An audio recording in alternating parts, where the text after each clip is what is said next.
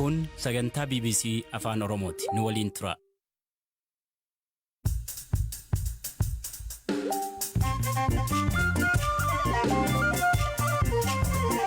Yooya malee yooya dhaggeeffattoota raadiyoo BBC Afaan Oromoo bakka jalbultii ayyaana irreechaa nagaan geetan isiniin jenna. Sagantaan keenya jalqaba. Irreecha irratti maal qabannaa namoonni gaafatan? Marga qofa qabatanii warratanii kan gara malkaa imalan. Guyyaan keenya guyyaan irreechaa marga qofa kan qabannu. Irreechi keenya siyaasa ta'uun irra hin jiru. Mallattooleen uffata aadaa harkaan kaada dabsuu maal fa'a? Eleellan sana fuudhanii uffata dhiiraa irratti hodhanii argina. Qaaniidha kun. Eleellan jechuun boca qaama dubartiidha. Innis mallattoo furmaataa kan agarsiisudha. Itoophiyaan hojjettoota UNRU'n rakkoo akkamii fiduuf deema? Tarkaanfii akeekkachiisa san gara hojiitti jijjiiruudhaan tarkaanfii fudhachuudhaaf qoqqobbii sana hojjechuudhaaf qophii akka taate agarsiisa. Biyyoonni isaanis kanuma tarkaanfii wal fakkaatu fudhachuu qaban. Kanaaf oduu dabalatan waliin tura an Asli Galgalo.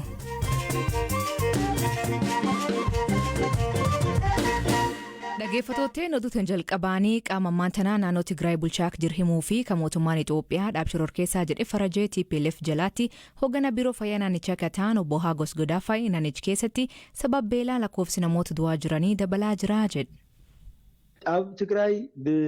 Tigraay keessatti namootni sababa beelaan du'an dabalaa jiru. Naannoo Tigraay hundarraa ragaa sassaabuuf hanqinni hariiroo qunnamtii danqaa ta'eera. Garuu ammoo Tigraay keessatti guyyaatti namootni 3 hanga 4 sababa beelaan hospitaala keessatti du'aa jiru. Naannolee Tambeen, Aksum, Adwaa, naannoo Raayyaa ammoo Honii akkasumas kibba lixa Tigraayitti beelli hamaan akka jiru ragaa qabna. Tigraay keessa daa'imni waggaa 1 gadii 200,000 oltu jira. Kan waggaa 5 gad jiran ammoo miiliyoona 1 ta'u. Kana keessaa harki 60 haga 70 naannolee beelli irra marsaa jiru keessa jiraatu. Gara mana yaalaa akka dhufan hedduun sababa beelaan miidhamaniiti. Hospitaalota keessatti muddamni dhalateera. Hanqina nyaataarraa akka ka'e jaarroleen akkaan dhukkubsatan hedduudha. Hospitaala keessatti hanqinni guddoon jiru nyaatni dhibuusaati. Kanneen ciisanii waldhaanamaniif tajaajila nyaataa dhiyeessuun hin danda'amne. ደቂሱ ዝሕከም ዝነበረ ሕሙም ግልጋሎት መሃውን ጠጠወን ዘብላ ዘለዋ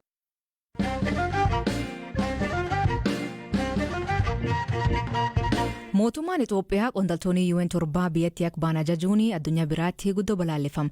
Tarkaanfii kan hordofuun ibsa baaftee Ameerikaan ejjeta kan mormuun waan fudhatama hin qabnee fi kan Itoophiyaa irra hin eegamne ejjeta haaluma wal fakkaatuun embaasiiwwan UK fi Germany magaalaa Finfinneetti argaman murtoo kanaan yaadda'uu fi mootummaan irra deebiin akka ilaalu gaafatan. Galaana Balaa gabaasa qaba.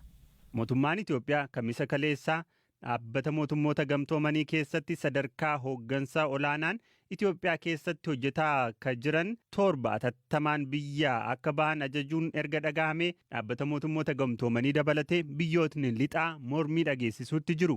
Murteen Itoophiyaa dhagahame yeroo gabaabaa keessatti barreessaa olaanaan dhaabbatichaa Antooniyoo Guutareez murtee kanaan rifachuu ibsanii hojiin deeggarsa namoomaa dhaabbilee UN jala jiranii hundi bu'uura qajeelfama dhaabbatichaa kan alloogummaa kan of danda'ee fi bilisa ta'e jedhu akka hordofu ibsuun ari'atamuu hojjettoota isaanii balaaleffataniiru. Mootummaan Itoophiyaa hojjettoota UN Itoophiyaa keessatti dhiyeessii deeggarsa namoomaa qindeessan 7 kan ari'atte deeggarsa dhiyeeffamu qindeessuu cinaatti dhimma biyyaa keessa galaniiru. Mootummaa Itoophiyaa muddaa fi maqa balleessuun duula gaggeessaa turan jechuun ture. UN'tti aansee dhimma ari'atamuu hojjettoota kanaa akka balaaleffatte US karaa dubbiimtuu White House Jen Psaki murtee Itoophiyaa kana cimsinee balaaleffannaa jette. Manni maree nageenyaa UN fi hawaasni idil addunyaa tarkaanfii atattamaa akka fudhatus waamicha dhiyeessinaa jedhan dubbi himtuun White House kun.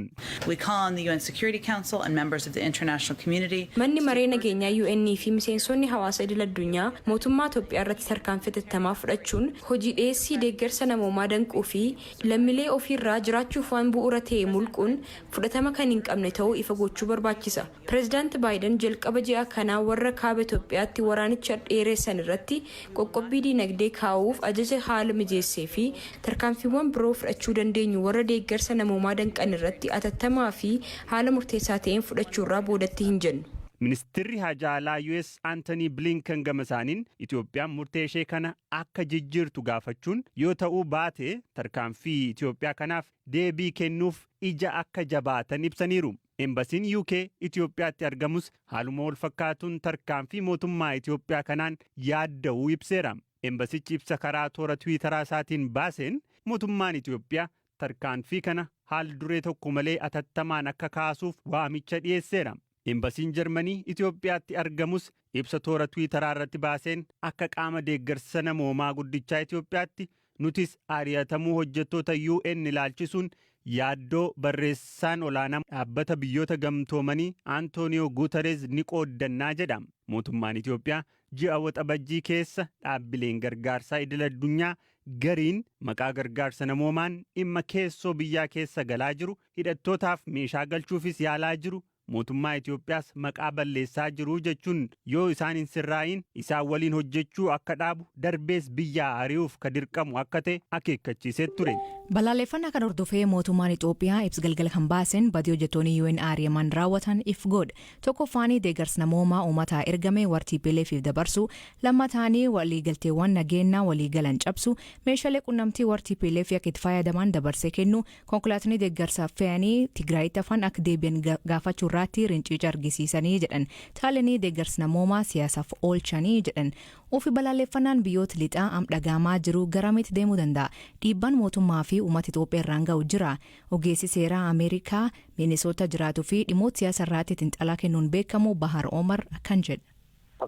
Balaaleffannaan biyyoonni baasaa jiran kun akkuma argitutti biyyoonni kun hojii tarkaanfii mootummaatitti mufachuu isaanii agarsiisa. Manni maree mootummoota olkaanii irraa walgahii kaa'uuf deema. Biyyoonni kun mufannaa akka sadarkaa biyyaatti himatan sadarkaa addunyaatti sagalee tokkoon himachuudhaaf labsachuudhaaf qophii isaanii ta'uu agarsiisa. Biyyoonni kun akkuma beekana biyyoota gurguddoo biyyoota gama dinagdee gama namoomaatiin Itoophiyaa gargaaraa turanii gama misoomaatiin Itoophiyaa waggoota dheeraadhaaf gargaaraa turanii sababa kanaan kan ka'e ammoo gama dhiibbaa dinagdee fudhachuu danda'anii tarkaanfii akka dhuunfaatti fudhachuu danda'anii qoqqobbii kaa'uu danda'u qoqqobbii kaa'uu danda'u. Ameerikaan amma akeekkachiisa qoqqobbiitti baastee jirti. Tarkaanfii amma Itoophiyaa fudhatte kana hordofee immoo tarkaanfii akeekkachiisa san gara hojiitti jijjiiruudhaan tarkaanfii fudhachuudhaaf qoqqobbii sana hojjechuudhaaf qophii akka taate agarsiisa. Biyyoonni kaanis kanuma tarkaanfii wal fakkaatu fudhachuu qaban sodaa jedhutu jira. Qoqqobbiiwwan amma biyyoonni kun ittiin dhaadachaa turanii yoo raawwatame mootummaarraan dhiibbaan inni ga'uu fi uummatarraan dhiibbaan inni ga'u maal ta'a hagam ta'uu danda'a? Sababa waraanaatii fi akkasumas jeequmsa siyaasaa biyya keessa jiruun jireenyi biyya keessaa already hammaachaa jira, qaalaa jira. Gargaarsi alaarraa dhufu kun ammoo dhiibbaan dinagdee sababa qoqqobbiitiin dhufu kun daranaa dinagdee biyya keessaa kuffisuu danda'a. Kuffisii dinagdee ammoo jireenya hawaasaa miidhuu danda'a. Gara biraatiinis ammas akkasumas gargaarsi gama misoomaatiin dhufu kun biyya galuu dhabuun daranuma hojiilee misoomaa harkifachiisa. Kunis guddina dinagdee yeroo gabaabaatii fi yeroo dheeraatti dhiibbaa mataasaa qaba. Uummata harka qalleeyyii ta'e irratti dhiibbaa haganan jedhamne geessisuu danda'a. Garuu amma Itoophiyaan akkuma kaleessa beeksiste maqaa gargaarsaatiin siyaasa biyyattii goolaa jiru finciltootaaf meeshaa waraanaa iyyuu seensisuudhaaf yaalaa jiru himannaawwan akka kanaa irra deddeebiidhaan kaasaa ragaa akka qabus hima. Kun dhugaa ta'ee yoo argame murteen mootummaa Itoophiyaa kun sirriidha jechuun hin danda'amu.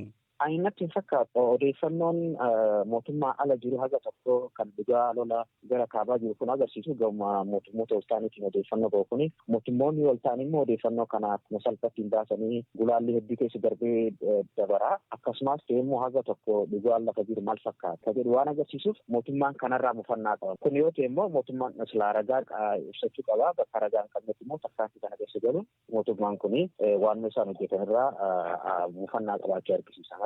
Waan ragaa qabatamaa qabu natti hin fakkaatu.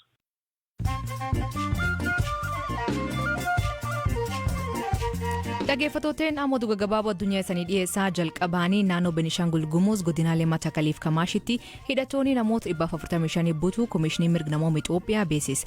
Kanneen butaman keessa yoo xiqqaate namoonni 2 hidhattootanii ajjeefamuu akkasumas kaan ammoo haala makee jiraachuu komishinichi odeeffannoo argachuu hima. Namoonni butaman daa'imman, dubartoota fi jaarsolee ta'uu ibsan. Lammiileen Suudaan kumaatamaan lakkaa'aman mootummaan ce'umsaa siviiliin akka hoogganamu gaafachuu fi magaalaa Kartuumitti hiriira ba'an. Kun torban tokko ergaa yaaliin fonqolcha mootummaa biyyattii taasifame hariiroo qondaaltota waraanaa fi siviilii laafis. Qondaaltonni siviilii gaafii hiriirtonni kaasan deeggaran. Qorsii yookiin qorichi COVID-19 wallaanuuf qoratamaa jiru lakkoofsa namoota dhukkubichaaf cibsisanii walakkeessuu danda'a jedhan. Torbaan lama keessatti US qorsi kana akka balata isaatti fayyadamuu eegaluuf deemti. Ammaatti namoonni qorannoo kanaaf fayyadaman guyyaatti maroo lama liqimsuu himan.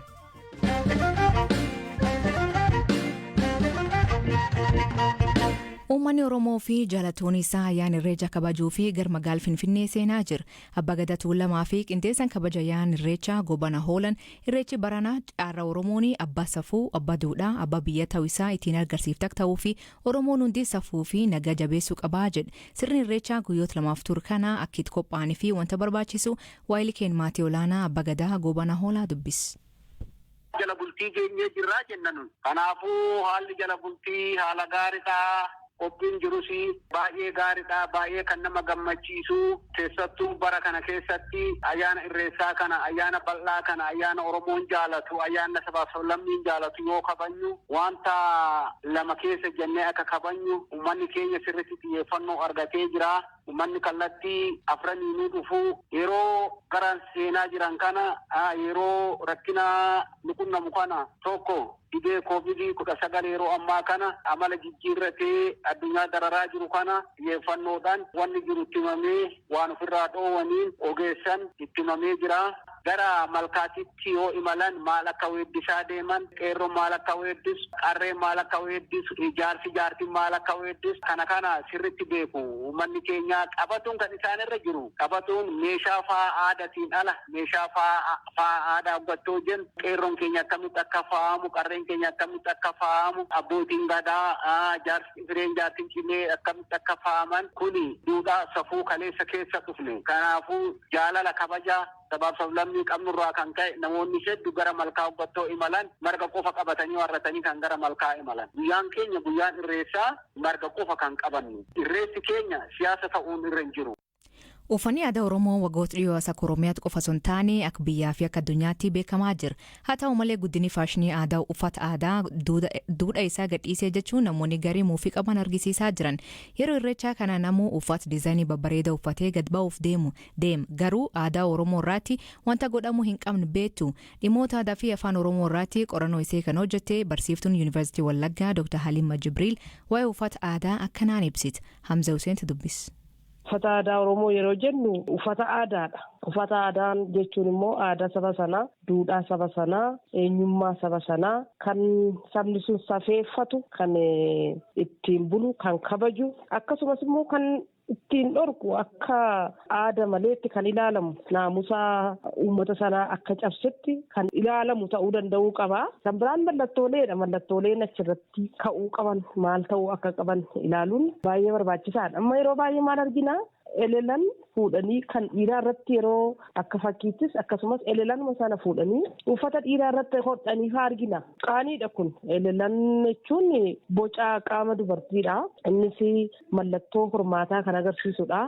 Yeroo uffata dhiiraa irratti fuunee elelan maxxansinu dhiirri ni da'a kan jedhu wayii fakkaata. Kanaaf isa kanallee beekuun barbaachisaadha. Kan biraaniif kan gidduu kana namoonni baay'ee irratti ka'anii yaada kennaa jiranii haala diizaayinii isaati. Safuu qaba uummati kun. Oromoonis gaafa dhala isaa guddisu safuu uummata sanaatiin guddisa. Kana jechuun dubartiin kabaja qabdi. Qaamni dubartii kabaja qaba. Akkatti uffachuu qabdu beekamaadha jechuudha uffati aadaa. Amma namni hunduu amma miillaatti amma koomeetti garbutee uffachuu qaba kan jedhu ilaalcha akkasii hin qabu. Haa ta'u malee garuu amma qaamni isaanii mul'atuutti baay'ee nama qaanessa waan akkasii. Baay'ee nama qaanessa. Dhaggeeffattootteen sagantaan har'aa ganumaa torbaan guutuun waliin turuu keessaniif ulfaadha isaniin jedha. Oduu dabalataa weebsaayit keen BBC News Afaan Oromoo irra dubbisa. Mammaasii galgal kanaa mansareetti gogaa hin suuqan hiikan isa san biratti maani kooment keessatti nu beeksisa. Sagantaa kan qophees Galaana Balaay gam teknikaatiin Oskar Bunga keessaniif dhiyeessaan Aslii Galgalooti ak torbaan dhufuu saatti akkana nagaa waaqa kee bulaa irreechi ka quufaaf gammachuu isiniif ta'u suura babbareedaa kaatanii Facebook teen waliin qooduu hin dedhinaa yookiin hin dagatinaa oraa bulaa deebana hangafamaan dhan bulaa.